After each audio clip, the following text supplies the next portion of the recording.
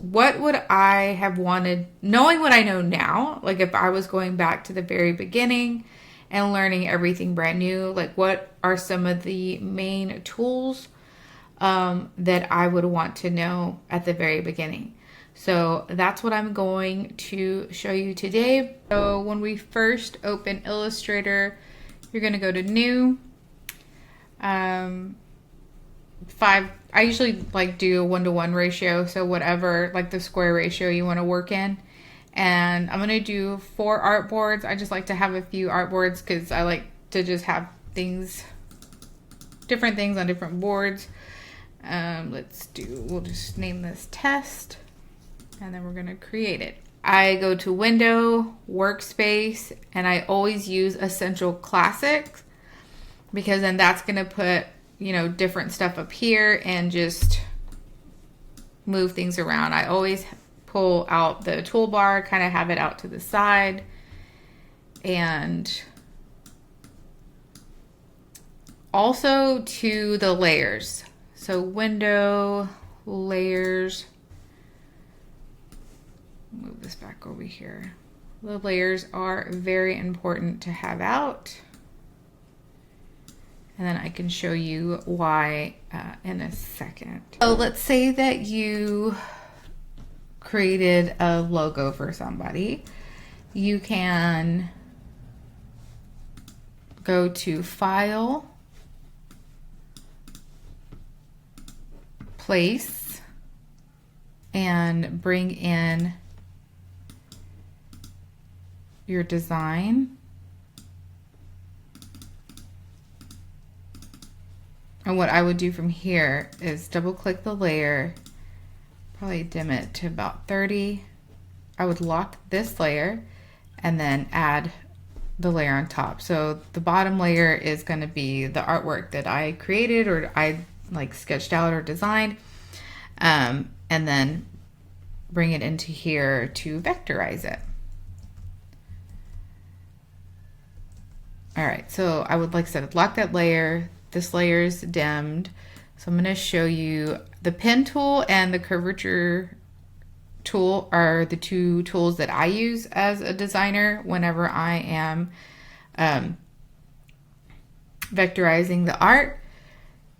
All right, so the fill, I am going to make that none. I have the pen tool here. And so I'm going, so right now I'm just clicking in the areas around the curve because I'm going to use the curvature tool to curve certain areas. All right, so now I'm going to get the curvature tool.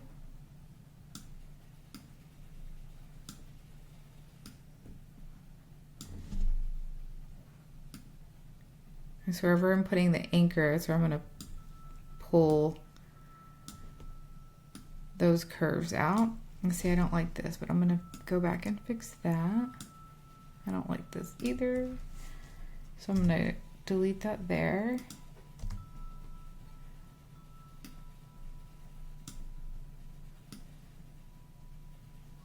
Okay.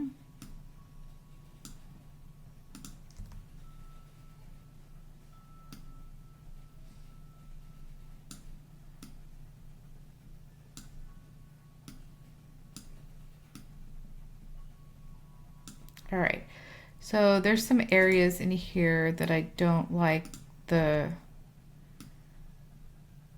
edges or the corners. So I can go around and actually delete them and then bring back a curve that gives it more of like an organic curve instead of those edges. So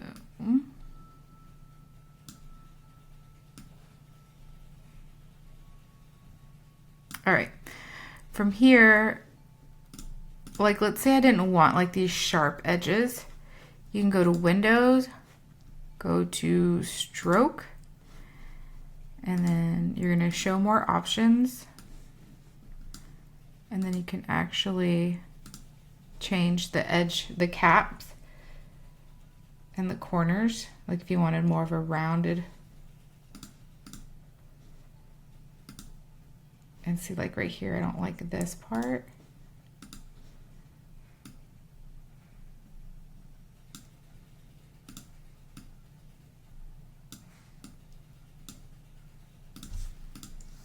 So you can hold shift, and that's just gonna affect that one anchor, not these other two, if you hold down shift. So I like that curve a little better. So there's another one here. So again, shift, and it will just affect that one. All right, so we can fill that. So select your object, and then you can fill it. There you go. All right, so you saw like on there we want brand like curved around it. So this is how I would do that. Well, there's a few ways. Actually, I would copy this, and then I would paste this on the top. So I believe it's Command F. Yep. So, all right. So Command C and then Command F will place it on top, just so you can see right here. There's the one on top. And at this point, I am going to go to the path, type path, or excuse me, type on a path tool, which is right here. Then I'm going to click that area, and we are going to go into type. We are going to go to the type on a path, and then grab the options here. Hit preview. And rainbow is good. I want this, let's see. Yeah, let's leave it on. Let's do baseline. But this is where you can go if you want to change those things. Hit OK. We're going to type brand. And then we are going to grab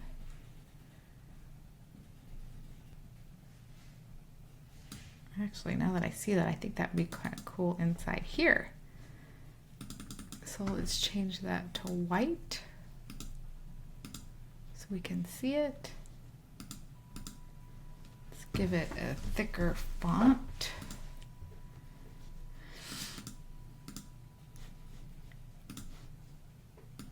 I'm going to turn that off. We'll pretend this is like a glass company or something. All right, if we wanted to move kind of that back up top, you can. And if we wanted to add a little bit more space, you're going to highlight it, hit Option, and then I'm hitting the arrow to the right tool or key, and that's going to open that up just a little bit. All right. So at this point, if I'm wanting, this is not how I would like send this out. Let's group that all together. I'm holding down shift. So I would want this to be cut out of the little logo. So I'm going to right click on the text, create outline. Now the shape builder tool. And then I'm going to hold Option and I am deleting the white out of there. So now we have, oh, you can kind of see there's still white in there. So if that happens, select it all again. Then you hit Option We can delete the bottom. If that happens, hit Command C.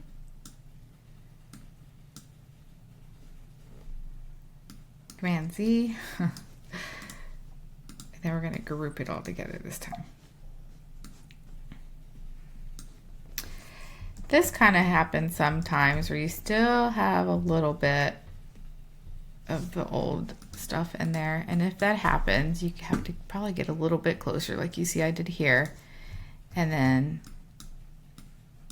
delete it using that shape builder tool again. All right, I think we got all of it this time. Awesome. And so now you can change it to like any color you want. Now you have your little design. So the pen tool, curvature tool, shape builder tool, those are three that I feel are really important that I use, I mean, to this day. Yeah, those are a lot of fun to kind of get started with. Making sure, you know, you place your art and then having your different layers, because then you can still see, like, there's the original sketch to the design. Yeah, I hope that helps. I mean, I know for me, like, that shape builder tool was like a game changer for me and my design process.